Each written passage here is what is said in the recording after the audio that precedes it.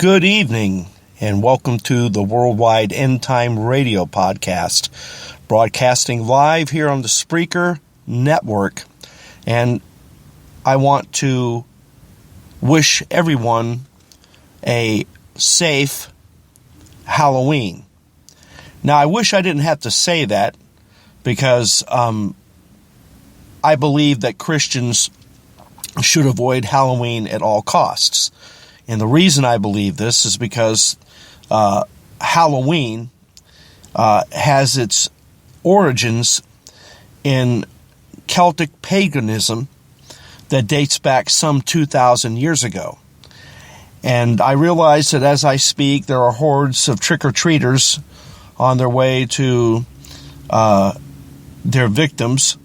I say that facetiously, obviously, but to collect their candy and go home, and that's become what's in the minds of most people when it comes to Halloween. They just think it's a harmless celebration, and they really don't know what is behind it, nor do they care for the most part. And they just believe that it's a harmless activity. You know, the kids go out and collect their candy in various costumes, and they come home, and that's the end of that. Well, I guess in most cases that is the truth. You know, most kids go out, and because people have been made aware for years and years that a lot of bad things happen to children on Halloween, most of these children go out accompanied by adults, which is a good thing. But I want to get to what bothers me most about Halloween, and that is obviously its origins in paganism. I'm not going to go into deep detail about it. I can just tell you that this was a holiday that was begun at least 2,000 years ago. There are some who believe it started much earlier than that, as far back as 4,200 years ago. So depending on who you listen to, it's no matter what, it's been around a long time. And then our current celebration of Halloween, the practices that are now involved in our Halloween here in the 21st century came into being through the Irish and the residents, I want to say residents, the people of Europe, and this is where we get our celebrations from for the most part. So a lot of these, you have to realize, over 4,200 years, things are going to change.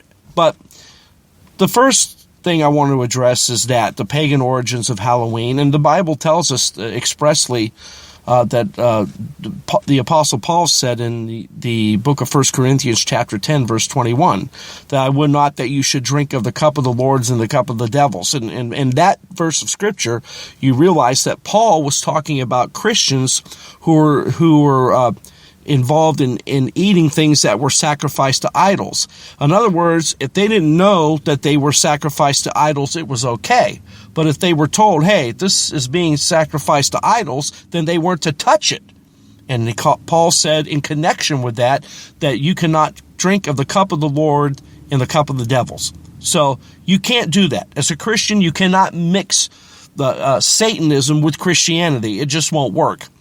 And so that is a primary thing that I want to stress to everyone who is listening to this program tonight, if anyone is listening. I know they'll be listening sooner or later, but you need to keep that in the forefront of your thinking. And so, this holiday is rooted in paganism, but the practices that are associated with this holiday are rooted in paganism as well. For example, trick or treat. Now, most people think of that as you just a harmless little phrase you utter on Halloween. And trick or treat, smell my feet, give me something good to eat. Remember that? Okay, that's what it's become to us.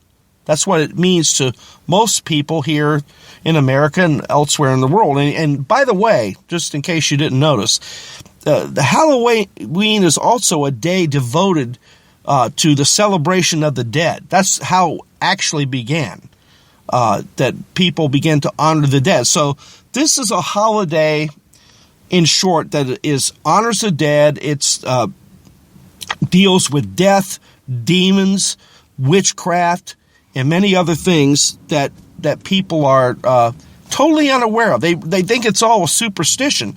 It's not a superstition. There are people who actually celebrate Halloween, and they mean business, and they mean to hurt and harm people in the name of Satan. And those, of course, would be Satanists. And so, but this is what Halloween means to, in essence. This is the true meaning of Halloween, but it's all Halloween, like any other holiday we celebrate, has been commercialized. So people don't think of it. It's like when in the way that I'm getting ahead of myself. Most people don't think of it as evil, but it is. Just like Christmas has been commercialized, and most people don't realize the pagan origins and the pagan practices that are involved with Christmas. I mean, I ask you, Christmas is supposed to be about celebrating the day Jesus was born, and yet we have Santa Claus, jolly old Saint Nick, Rudolph the red-nosed reindeer who fly. I mean, what does that have to do with the birth of Jesus?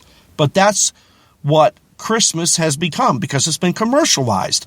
And most people think of those practices as harmless, bringing the tree into the house and decorating it. Well, that has to do with cutting down a tree and worshiping it. You cut it down, decorate it, and worship it. That's what they used to do thousands of years ago. Now, I realize that most people who put a Christmas tree in their house put it in there because, first of all, it is beautiful. I love Christmas trees, but I don't have them in my house. And just everything that is associated with it. The same thing with Easter. That has to do with the Babylonian practice of, I believe it's, now I'm forgetting, but it's Semiramis and Nimrod, and it has to do with fertility. The Easter bunny, rabbits are known for, their ability to produce in vast numbers, or reproduce, I should say, in vast numbers. So that's what Easter is all about. And the egg, and hiding the eggs, and all of these things, again, are evil practices, but they've been commercialized, and now they've been accepted as the norm. And so most people think nothing of being involved in those things. And it's the same, as I stated earlier, with Halloween. So another practice on Halloween is going up to a house, trick or treat. Well, in the old times, that meant these Druid priests would go to your house and say what they really wanted was a contribution to their satanic holiday, and if you didn't give them one, they'd kill you. That's where trick or treat came from. I think you should know that. The bobbing for apples, another practice associated with Halloween, and Halloween harvest parties. Harvest parties also have to do with death and decay, by the way.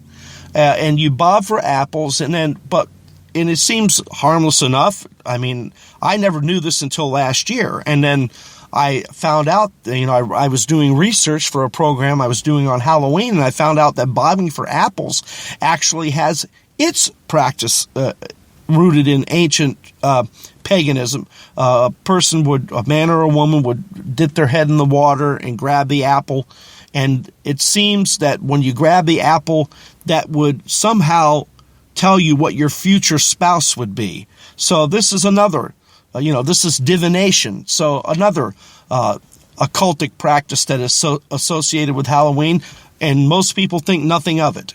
But that's where the origins of these practices come from, ancient paganism.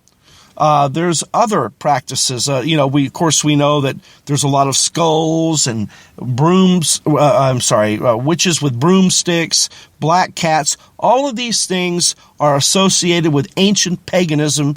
The skulls and the ghosts and the skeletons all have to do with the dead, because remember, Halloween, for the most part, was begun because people wanted to honor their dead. It's not honoring in the sense that you're honoring them. I mean, you're worshiping them.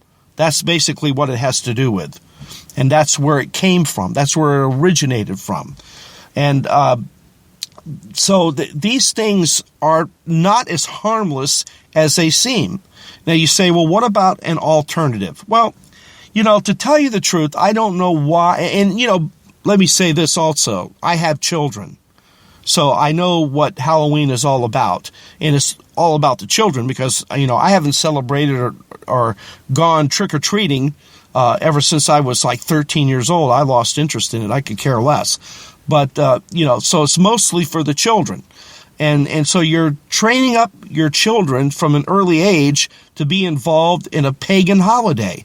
And of course that goes for Christmas and Easter as well. So, I'm not just talking about Halloween. They're all three holidays that are rooted in paganism, and we have embraced them here in America and elsewhere in Europe. And I mean, this holiday is celebrated in China, Japan, in various ways. It's not all the same thing, but it all has the same meaning. It's a holiday dedicated to the celebration of the dead in all these cultures. So again, it's something we need to stay away from. In terms of a alternative, a harvest party, it sounds so innocuous, doesn't it? Harvest party. Well, it's not as innocuous as it sounds. As I told you, that is also a holiday that has to do with, a practice rather, that has to do with death and decay and some elements of worshiping the dead. So that's another story. But this is what most people tend to think of as an alternative to the evil Halloween that we're celebrating, when a harvest party is no different. So I would say it's not a big deal if you let your children dress up as angels, and if you throw a little party inside your house and give them some candy and do things that are revolved around the Word of God. Say a little prayer to God. I don't believe there's anything wrong with witnessing on Halloween. I don't believe there's anything wrong with dressing up as angels or biblical characters like, let's say, Joseph or the disciples or something like that. But as long as it revolves around the Bible, I see nothing wrong with it. But keep the pagan practices out of it, and I think it'll be okay. Now, that's my personal opinion. Ultimately, you're the ones who are going to decide whether or not you should be part of this holiday. And so it's your decision. And if you should decide that Halloween is harmless and means, nothing, and you don't care, just remember that it was your decision, because if you should start experiencing paranormal phenomenon in your house, like odd sounds, cold spots, being bitten or scratched in the middle of the night, objects flying around, etc., etc. Just remember that it was you who decided to be involved with a practice that God strictly forbids. That's all. And remember, you heard it here first. And so with that, I'm going to let you go and celebrate your Halloween.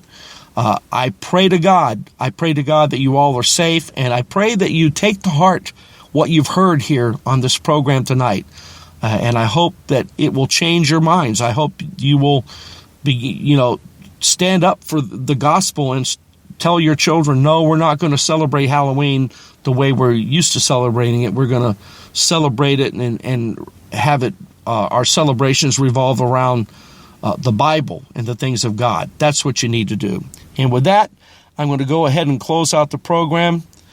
I thank you all for tuning in. And of course, you all know about my websites. I'm going to spare you that tonight. I'll be back tomorrow night to finish my series on the book of Daniel, the Willful King of Daniel chapter 11, part 3, and that will be the final installment of that series. Thanks for listening, and as always, I leave you with this reminder: keep the faith and defend the truth. Have a good night, everybody.